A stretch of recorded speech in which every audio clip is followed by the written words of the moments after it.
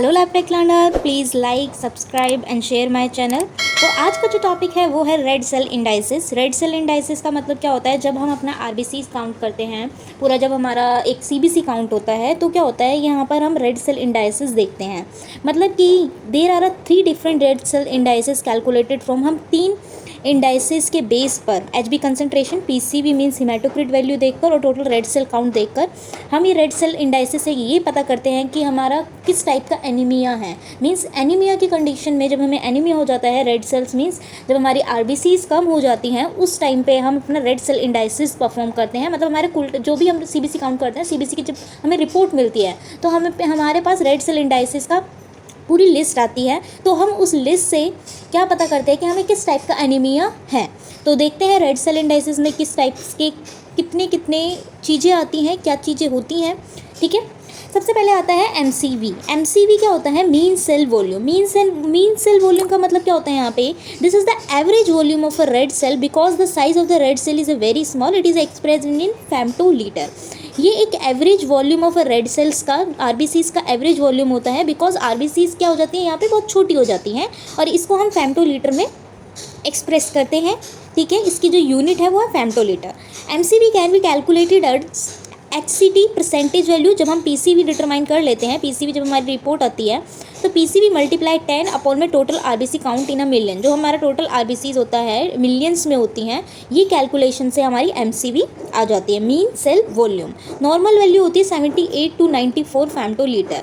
अगर ये value reduce होती है, अगर मेरे 78 से मान लीजिए 63, 55, 43, 40, तो इसको बोलते हैं माइक्रोसाइटिक एनीमिया। मीन्स हमें एक इंडिकेशन मिल गया microcytic anaemia. Micro means small, cytic means cell और एनीमिया सेल का छोटा होना, आरबीसीज का छोटा होना, सेल का, उस टाइप का हमें एनीमिया हो जाता है। ठीक है, अगर रेज्ड है मतलब 94 से अबव वैल्यू है तो है मैक्रोसाइटिक, मतलब आरबीसीज का साइज इंक्रीज हो जाता है, बड़ा हो जाता है। इस कंडीशन को, इस पूरी कंडीशन को बोला जाता है माइक्रोसाइटिक एनीमिया। ठीक है, जहाँ पे आरबीसीज तो कम है, मीन्स आरबीसीज की वैल्यू तो कम है लेकिन उनके साइज में डिफरेंस हो रहा है, किसी में छोटा है किसी में बड़ा है।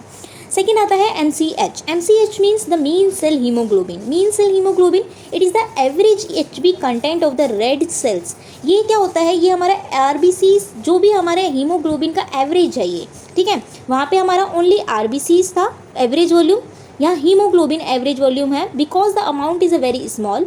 इसका अमाउंट स्मॉल होता है, it is expressed in a picogram, इसको हम पिकोग्राम में मेज़र करते हैं। ठीक है, एमसीएच निकालने का फॉर्मूला होता है HB percentage multiply 10 total RBC count. जो हमारा एचबी हम काउंट करते हैं उसको मल्टीप्लाई करते हैं 10 से और डिवाइडेड बाय जितना हमारा आरबीसी काउंट होता है मिलियंस में, उससे हम डिवाइडेड करके कैलकुलेट करके एमसीएच हमारी वैल्यू आ जाती है।